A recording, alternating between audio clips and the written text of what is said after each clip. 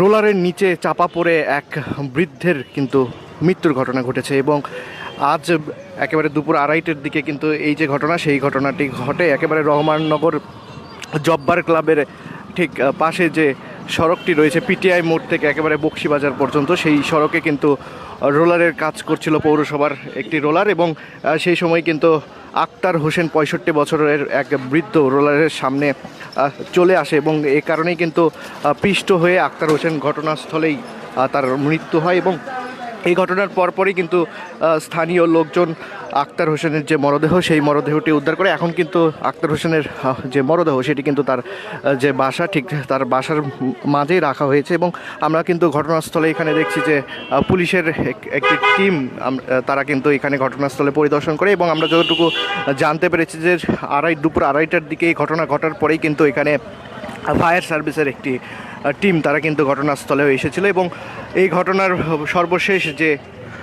পরিস্থিতি সেটি হচ্ছে জানার জন্য কিন্তু পুলিশের যারা সদস্যরা রয়েছে তারা কিন্তু সিসিটিভি ফুটেজ আসলে যাচাই বাছাই করছিল এবং এই ঘটনার যে মূল কারণ, সেই মূল কারণটি তারা কিন্তু আসলে খোঁজ খবর নিয়ে সিসি ক্যামেরার মাধ্যমে সেটি আসলে জানার চেষ্টা করছিল। আক্তার হোসেন ৬৫ বছর বয়সী, তিনি কিন্তু সকালে আমরা যতটুকু জানতে পেরেছি পারিবারিক সূত্রে যে বাজার করতে গিয়েছিলেন একেবারে বাজারে এবং বাজার করে ফেরার সময় দোকান থেকে, বাড়ির পাশের যে দোকান সেই বাড়ির পাশের দোকান থেকে তিনি কিছু কেনাকাটা করার উদ্দেশ্যে এই যে সড়কটি, সেই সড়কটিতে আসেন এবং এর পরপরই কিন্তু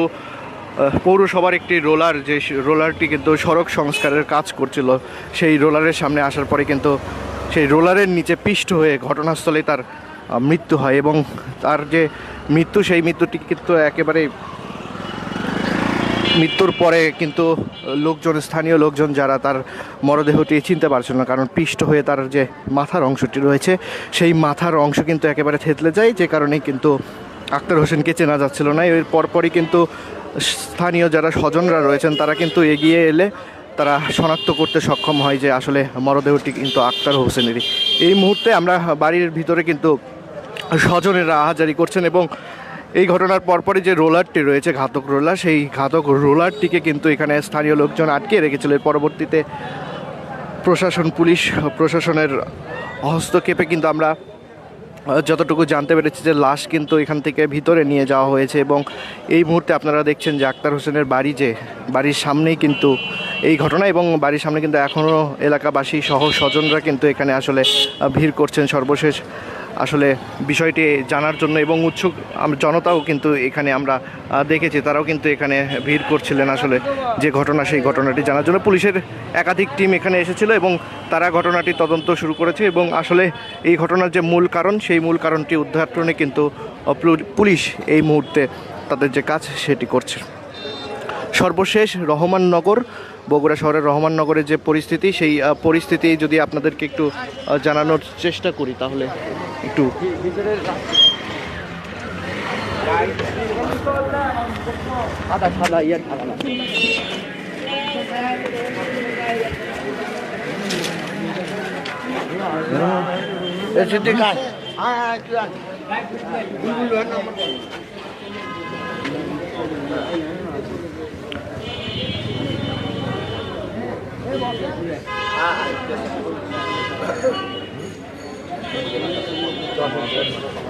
দর্শক, এই ছিল বগুড়া শহরের রহমাননগর থেকে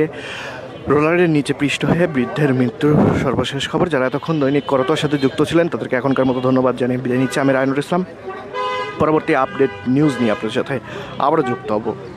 করতোয়ার সর্বশেষ নিউজ আপডেটগুলো পেতে ভিজিট করুন করতোয়া.com.bd।